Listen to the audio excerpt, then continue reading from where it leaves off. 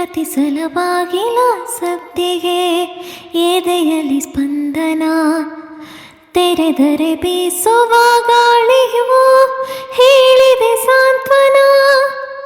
ಹೋ ನನ್ನ ವಿರಹವು ನಿನ್ನಿಂದ ಇನ್ನೂ ಚಂದ, ವಿವರಿಸಲಾರೆ ಎಲ್ಲ ನಾ ದೂರದಿಂದ. ನೆನಪನ್ನು ರಾಶಿ ಹಾಕಿ ಎಣಿಸುತ್ತ ಕೋರಲೇನು, ಕನ್ನಡಿಯಲಿ ನಾ ಹುಡುಕಲೇ ನಗುವೊಂದನು.